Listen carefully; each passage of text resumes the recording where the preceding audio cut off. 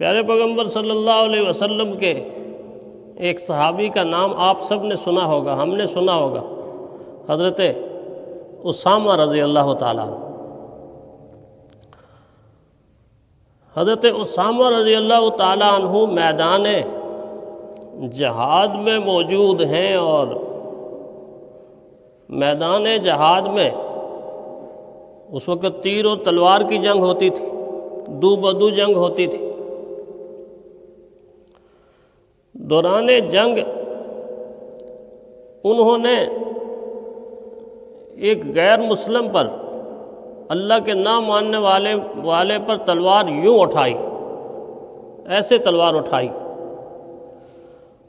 اور تلوار اٹھانے کے بعد وہ غیر مسلم جس کی گردن، جس کا بدن اس تلوار کے بالکل زد میں تھا، یہ آئی اور جیسے بس لمحوں کے اندر اس نے کٹ جانا تھا۔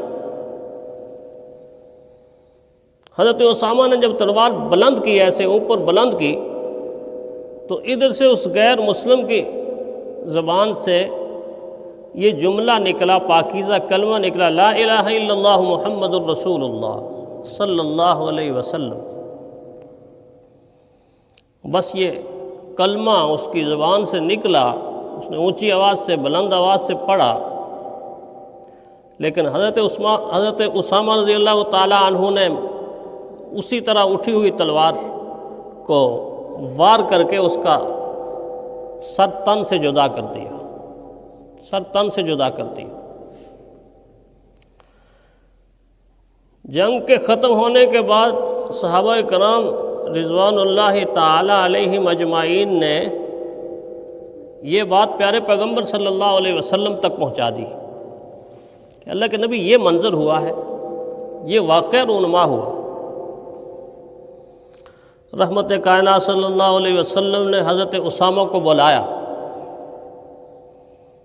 اور جب حضرت اسامہ رضی اللہ تعالیٰ عنہ کو بلایا تو اس وقت حضور صلی اللہ علیہ وسلم کا چہرہ انور سرخ ہو چکا تھا۔ محسوس ہو رہا تھا کہ پیارے پیغمبر صلی اللہ علیہ وسلم کے چہرہ انور پر غصے کے آثار ہیں۔ اور حضرت اسامہ جب خدمت میں حاضر ہوئے تو حضور صلی اللہ علیہ وسلم نے پوچھا کہ کیا واقعہ ہوا؟ ہو بہو یہ واقعہ حضور صلی اللہ علیہ وسلم سے عرض کر دیا۔ اللہ کے نبی نے فرمایا، آپ نے ایسا کیوں کیا؟ آپ نے ایسا کیوں کیا؟ حضرت اسامہ رضی اللہ تعالیٰ عنہ نے جو وجہ بیان کی وہ بھی معقول وجہ تھی، عام وجہ نہیں تھی۔ فرمایا، اللہ کے رسول، میری تلوار اٹھ چکی تھی، مجھے اپنی تلوار پر پورا قابو تھا، اور نہ صرف یہ کہ تلوار پر قابو تھا بلکہ دشمن میرے ہاتھ میں، میرے کنٹرول میں تھا۔ اس کو یقین تھا کہ اب اس تلوار سے میں بچ نہیں سکتا۔ تو جب میری تلوار اٹھ چکی تھی، اس نے کلمہ پڑھا، تو میرے دل کے اندر یہ خیال پیدا ہوا کہ اس نے تلوار کے ڈر کی وجہ سے کلمہ پڑھا ہے، تلوار کے ڈر کی وجہ سے کلمہ پڑھا، اس لیے میں نے اس کو قتل کر دیا۔ حضور صلی اللہ علیہ وسلم نے دو جملے فرمائے۔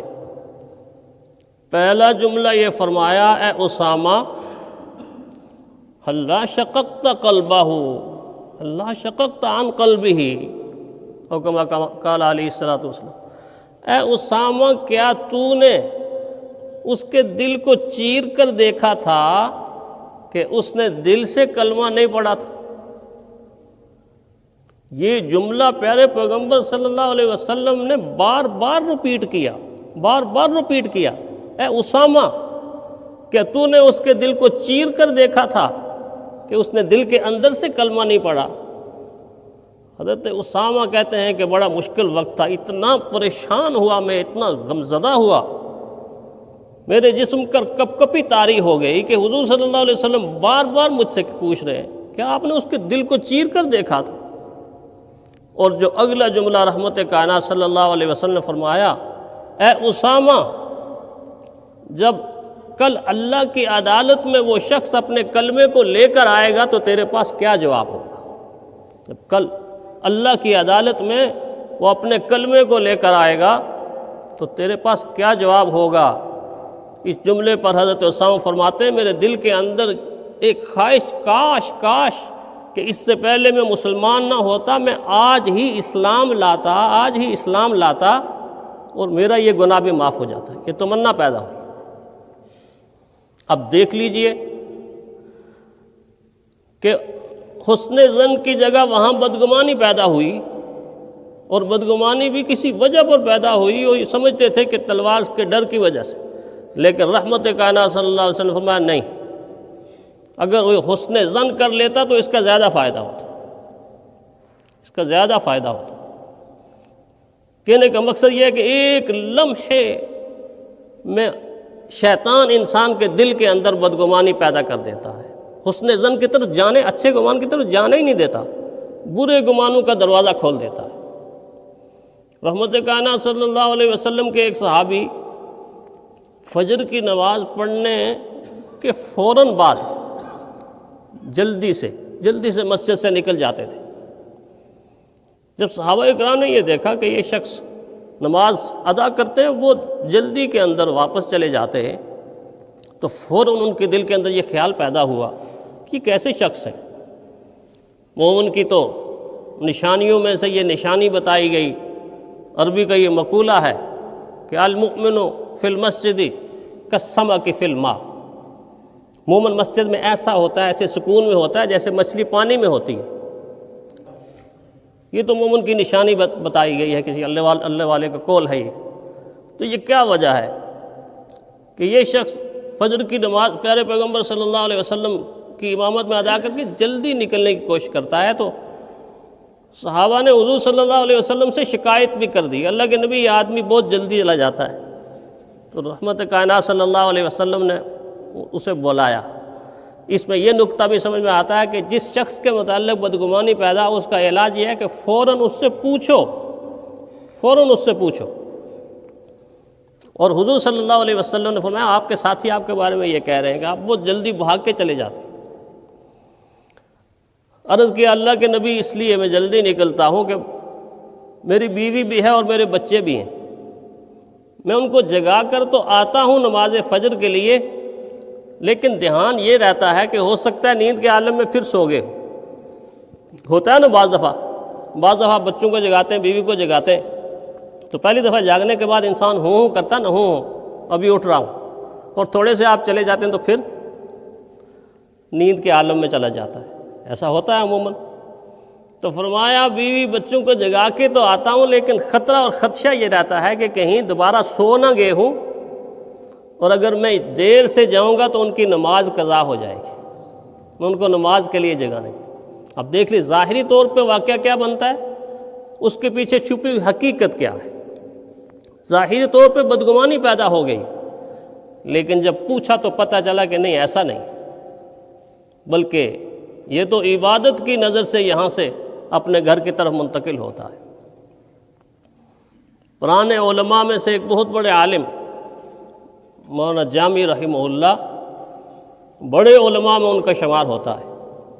دینی علوم سے جب فارغ ہوئے تو ایک خیال پیدا ہوا کہ کسی اللہ والے کی صحبت اختیار کر لوں، نیک آدمی کی صحبت اختیار کر لوں، جو علم میں نے پڑھا ہے وہ علم راسخ ہو جائے، پختہ ہو جائے۔ اس زمانے کے اندر پیدل سفر کرتے تھے لوگ، اس طرح کی سواریاں نہیں تھیں۔ کئی مہینوں کا سفر کر کے ایک بہت بڑے عالم مولانا عبید اللہ احرار رحمہ اللہ، اس زمانے کے بہت بڑے عالم اور اللہ والے تھے، ان کے پاس گئے کہ میں جا کے ان کے ہاتھ میں ہاتھ دوں گا، گناہوں سے توبہ کروں گا اور صحبت اختیار کروں گا اللہ والوں۔ جب وہاں پہنچے تو کیا دیکھتے ہیں کہ ان کی طرز زندگی ایک شاہانہ زندگی نظر آئی، نوکر چاکر، کھانے پک رہے ہیں، تقسیم ہو رہے ہیں، اور دولت کے انبار لگے ہوئے ہیں۔ تو بس دل کے اندر ایک بدگمانی پیدا ہوئی کہ اللہ والے تو اس طرح کے نہیں ہوتے۔ ان کے قریب گئے، ایسے بیٹھے ہوئے تھے، تو سامنے جا کر بیٹھے، اور بیٹھنے کے بعد فارسی کا ایک جملہ انہوں نے اپنی زبان سے ادا کیا۔ اس کا مفہوم یہ ہے کہ جو اللہ کا دوست ہو وہ دنیا کا دوست نہیں ہو سکتا، جو اللہ کا دوست ہو وہ دنیا کا دوست نہیں ہو سکتا۔ یہ جملہ کہہ کے بس اٹھ کے آگے کہ کہاں صحبت اختیار کروں۔ اٹھ کے آنے کے بعد راستہ لمبا تھا، پیدل چلتے رہے، راستے میں کسی مسجد میں پناہ لی، سوئے تو سونے کے بعد ایک خواب آیا، اور خواب میں کیا دیکھتے ہیں کہ میدان محشر قائم ہے اور ہر آدمی اپنا حساب و کتاب دے رہا ہے۔ ان کی باری آئی، ان کا حساب و کتاب ہوا تو ایک نیکی کم ہو گئی، تو فرشتے ان کو یہ کہہ رہے ہیں کہ آپ کی ایک نیکی کم ہے، اتنی سزا دوزخ میں بھگتو گے تو تب جنت میں جاؤ گے۔ اسی پریشانی کے عالم میں کبھی ادھر جا رہے ہیں خواب میں، کبھی ادھر جا رہے ہیں، کسی سے مانگ رہے ہیں، وہ عالم ہی ایسا ہوگا، کوئی ان کو نیکی دینے کے لیے تیار نہیں۔ اچانک انہوں نے یوں نظر اٹھا کے دیکھا تو ایک کونے کے اندر مولانا عبید اللہ احرار بیٹھے ہیں، بڑی شان کے ساتھ، بڑی عظمت کے ساتھ، اور ان کے سامنے بہت بڑے انبار لگے ہوئے، کہیں گندم کا ڈھیر ہے، کہیں اناج ہے، کہیں رزق ہے۔ تو وہ ان کو دیکھ کے مسکرا رہے ہیں، تو یہ ان کے پاس چلے گئے، انہوں نے پوچھا کیا ہوا؟ تو کہنے لگے کہ حضرت ایک نیکی کم ہو گئی ہے، مجھے کوئی نیکی نہیں دے رہا۔ تو مولانا عبید اللہ احرار خواب میں ان کو کہہ رہے ہیں یہ دیکھیں نا، یہ ڈھیر لگے ہوئے ہیں، ان میں سے ایک نیکی لے لو۔ بس یہ کہا اور اس کی آنکھ کھل گئی۔ جب آنکھ کھلی تو اس وقت اندر سے آواز آئی، تو بدگمانی کا شکار ہو گیا ہے، تو بدگمانی کا شکار ہو گیا ہے، جو کچھ تو نے دیکھا ہے حقیقت کی آنکھ سے تو نے نہیں دیکھا۔ وہیں سے واپس گئے، اور واپس جا کر مولانا عبید اللہ احرار رحمہ اللہ کہتے ہیں مجھے اپنے پاس بٹھا لیں، اپنی صحبت مجھے نصیب کر دیں۔ تو وہ مسکرا کر کہنے لگے وہ جو میرے سامنے تو بیٹھا تھا تو تو نے ایک جملہ کہا تھا اور جملہ کہہ کے واپس چلا گیا تھا، وہ جملہ دوبارہ کہو تو پھر اپنی صحبت تجھے دوں گا۔ اب شرم کے مارے وہ کہہ نہیں رہے، کہتے ہیں حضرت جانے دیں، حضرت نے فرمایا نہیں جانے دیں نہیں، وہ کہو۔ تو مجبوراً وہ جملہ کہا کہ وہ اللہ کا دوست نہیں ہو سکتا کوئی جو دنیا کو اپنا دوست بنا لے۔ جب یہ بات یہاں تک انہوں نے کی تو آگے سے حضرت نے فرمایا ہاں وہ اللہ کا دوست ہو سکتا ہے جو اللہ کی خاطر دنیا کو اپنا دوست بنا لے۔ یہ جتنا بھی اناج اور یہ دولت تمہیں نظر آتی ہے یہ مخلوق خدا کے لیے ہے، یہ اللہ کی مخلوق کے لیے ہے۔ ہاں وہ اللہ کا دوست ہو سکتا ہے کہ جو اللہ کی خاطر دنیا کو اپنا دوست بنا لے۔ اب دیکھ لیجئے ظاہر میں بدگمانی پیدا ہوئی اور ایک بہت بڑے فیض سے محروم ہو کے آگے، لیکن اللہ نے حقیقت کو کھول دیا۔ ایک بستی میں ایک بہت امیر آدمی رہتے تھے، بہت امیر آدمی، لیکن بستی والے ان سے راضی نہیں تھے۔ وہ کہتے بڑی دولت اللہ نے دی ہے، کروڑوں میں کھیل رہے ہیں، فلاں ہے، کبھی انہوں نے کوئی دیگ نہیں پکوائی، کبھی غریبوں میں تقسیم نہیں کیا، کبھی کسی کو کپڑے نہیں پہنائے۔ وہ سمجھتے تھے کہ بس دنیا کے سب سے بڑے بخیل اور سب سے بڑے کنجوس آدمی یہ۔ لیکن ایک عجیب اتفاق یہ تھا کہ اس بستی میں رہنے والے جتنے بھی تاجر طبقہ تھا، کوئی دودھ والا، کوئی گوشت والا، کوئی کپڑوں والا، کوئی سبزی والا، ان کے پاس اگر بستی کا کوئی غریب جاتا تھا اور یہ کہتا تھا کہ آج تو میرے پاس پیسے نہیں ہیں، میری طاقت نہیں ہے، تو وہ کہے کوئی بات نہیں، ہم آپ کو دے دیتے۔ دودھ لے کے آ جاتے تھے، گوشت لے کے آ جاتے تھے، کپڑے لے کے آ جاتے تھے، سبزیاں لے کے آ جاتے تھے۔ ایک دن ایسا ہوا کہ وہ بستی کا امیر آدمی انتقال کر گیا۔ جب اس کا انتقال ہوا تو دوسرے تیسرے دن بستی کے غربا دودھ والے کے پاس جا کے جی ہمیں کوئی دودھ دے دیں، انہوں نے کہا جی بات ختم ہو گئی، نہیں ملے گا۔ کپڑے والے کے پاس کوئی کپڑا نہیں ملے گا، گوشت والے کے پاس کوئی دکاندار کچھ دے ہی نہیں رہا۔ تو انہوں نے پوچھا بھائی آپ اس سے پہلے تو ہمیں سب کچھ دے دیتے تھے۔ تو سب نے یہ کہا کہ ہم اپنے پاس سے نہیں دیتے تھے، وہ تمہاری بستی میں جو امیر آدمی تھا، کروڑپتی آدمی تھا، جس کو تم بخیل سمجھتے تھے، اس نے ہمیں کہا ہوا تھا کہ جو کوئی آدمی آپ کی دکان کے اوپر چیز لینے کے لیے آئے اس کو محروم نہیں کرنا، اس کو دے دینا ہے۔ ایک مہینے کے بعد مجھے بتانا ہے، میں اس کا بل ادا کر لوں۔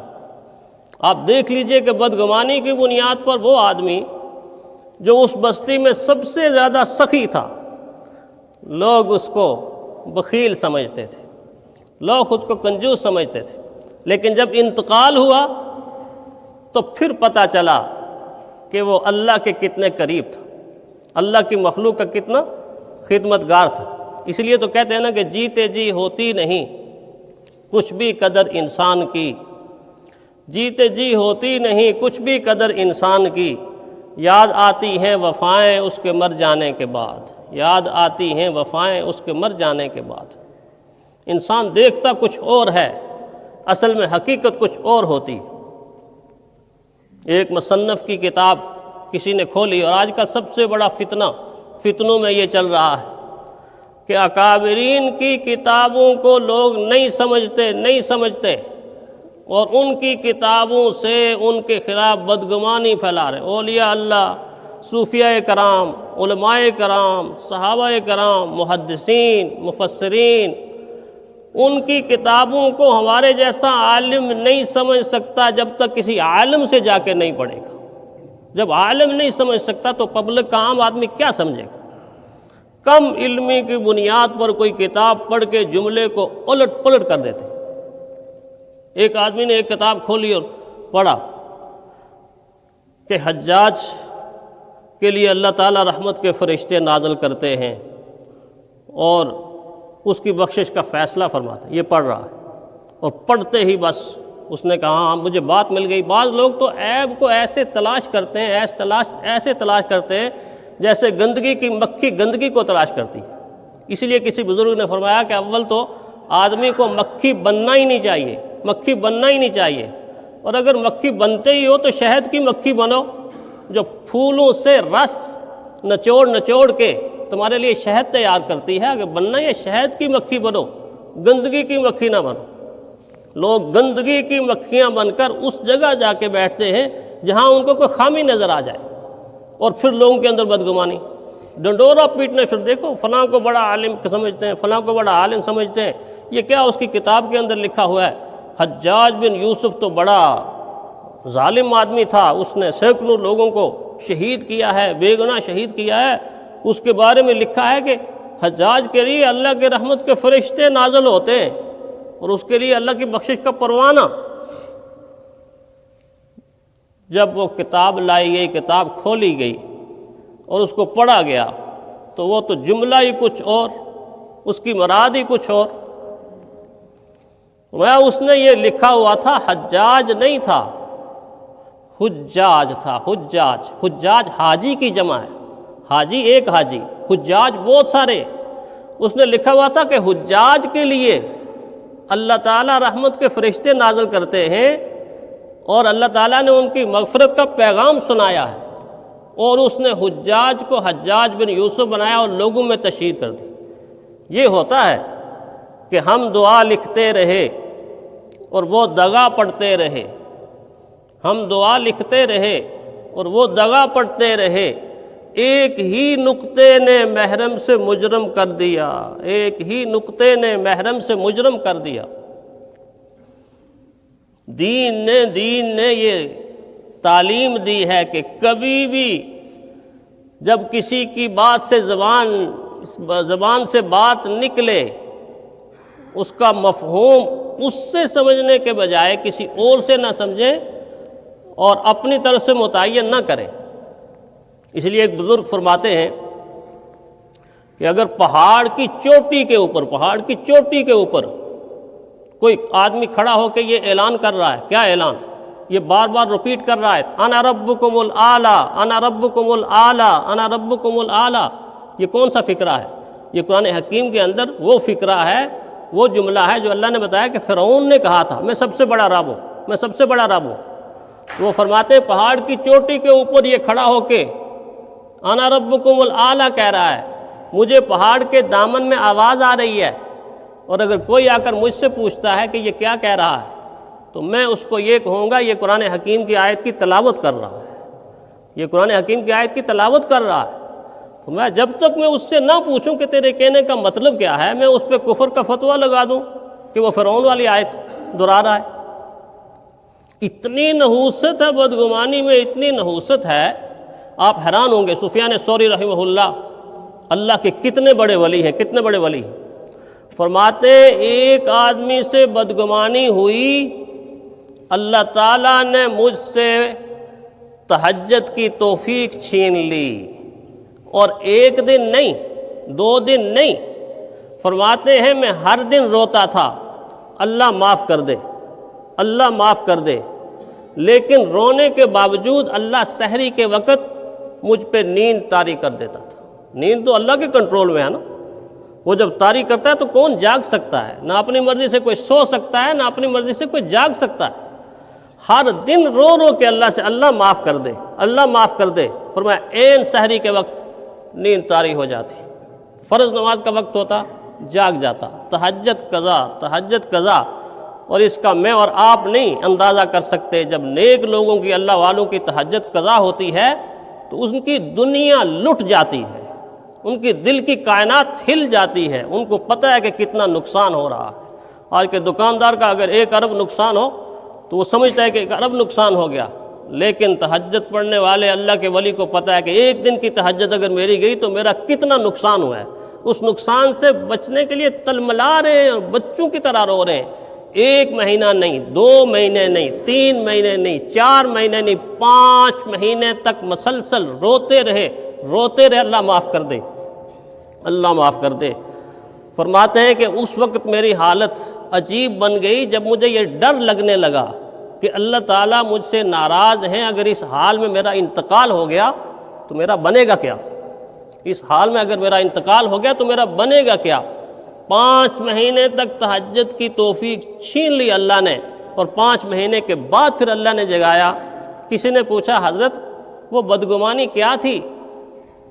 فرمایا مسجد کے صحن سے گزر رہا تھا تو ایک سائیڈ پہ بیٹھا ایک نمازی رو رو کے اللہ سے دعا کر رہا تھا، رو رو کے اللہ سے دعا کر رہا تھا، تو بے پرواہی کے عالم میں بے ساختہ میری زبان سے یہ بات نکل گئی کہ یہ ریاکاری کر رہا ہے، یہ ریاکاری کر رہا ہے۔ بس اتنا سا جملہ ہے، اور نحوست دیکھیں کتنی بڑی۔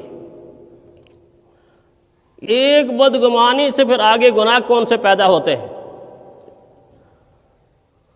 بدگمانی سے آگے تجسس، جاسوسی گناہ ہے۔ ولا تجسسوا ولا یغتب بعضکم بعضا، آگے غیبت شروع ہو جاتی ہے۔ غیبت سے آگے انسان وہ گناہ کرتا ہے کہ جس گناہ سے بڑا کوئی گناہ نہیں ہے، کوئی گناہ نہیں ہے۔ آپ یہ سمجھتے ہوں گے کہ شرک تو بہت بڑا گناہ ہے۔